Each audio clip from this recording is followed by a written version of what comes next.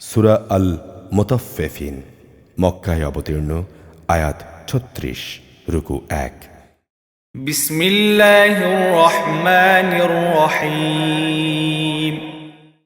দুর্ভোগ তাদের জন্যে যারা মাপে কম দেয়, যারা মানুষদের কাছ থেকে যখন মেপে নেয় তখন পুরোপুরি আদায় করে, আবার নিজেরা যখন অন্যের জন্যে ওজন কিংবা পরিমাপ করে তখন কম দেয়। এরা কি ভাবে না বিচারের জন্য তাদের একদিন কবর থেকে তুলে আনা হবে এক বড় দিবসের জন্যে। সেদিন সমগ্র মানুষ সৃষ্টিকুলের মালিকের সামনে এসে দাঁড়াবে। কখনো না গুনাহগারদের আমল নামা থাকবে সিজ্জিনে। তুমি কি জানো সে সিজ্জিনটি কি? এটা হচ্ছে সিল করা একটা বই।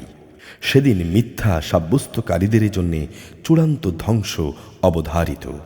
যারা শেষ বিচারের এ দিনটিকে মিথ্যা সাব্যস্ত করে, আসলে প্রতিটি সীমালঙ্ঘনকারী পাপিষ্ঠ ব্যক্তি ছাড়া কেউই এ বিচার দিনটিকে মিথ্যা সাব্যস্ত করে না। যখন তার সামনে আমার আয়াতসমূহ পড়ে শোনানো হয় তখন সে বলে, এগুলো হচ্ছে নিছক আগের কালের গল্পগাথা। কখনো নয়, বরং এদের কৃতকর্ম এদের মনের উপর ঝং ধরিয়ে রেখেছে।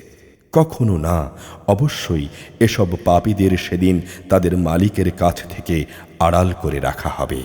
অতঃপর তারা অবশ্যই জাহান্নামের আগুনে গিয়ে প্রবেশ করবে।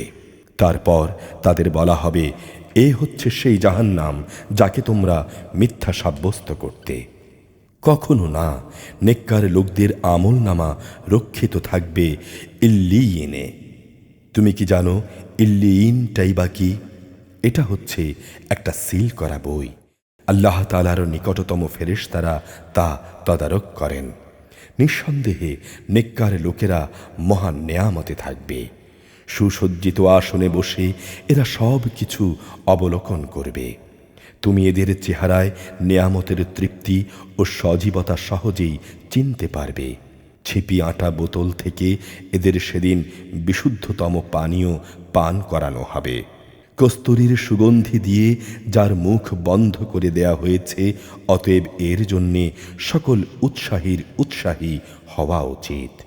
তাতে তাসনিমের ফল্গুধারার মিশ্রণ থাকবে। তাসনিম এমন একটি ঝর্ণাধারা, আল্লাহ তাআলার নৈকট্য লাভকারীরাই সেদিন এই পানীয়টা পান করবে। অবশ্যই যারা অপরাধ করেছে তারা এমন লোক যারা ঈমানদারদের সাথে বিদ্রূপ করত। দুনিয়ায় তারা যখন এদের পাশ দিয়ে যাওয়া আসা করত তখন এরা নিজেদের মধ্যে তাদের ব্যাপারে চোখ টেপাটিপি করত। যখন এরা নিজেদের লোকদের কাছে ফিরে যেত তখন খুব উৎফুল্ল হয়ে সেখানে ফিরত।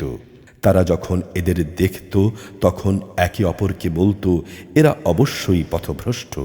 অথচ এদেরকে তাদের উপর তত্ত্বাবধায়ক করে পাঠানো হয়নি। আজ ঈমানদার ব্যক্তিরাই কাফেরদের উপর নেমে আসা আযাব দেখে হাসবে। উঁচু উঁচু আসনে বসে তারা এসব দেখতে থাকবে। তোমার কি মনে হয় কাফেরদের কি তাদের কর্ম অনুযায়ী বিনিময় দেয়া হবে না?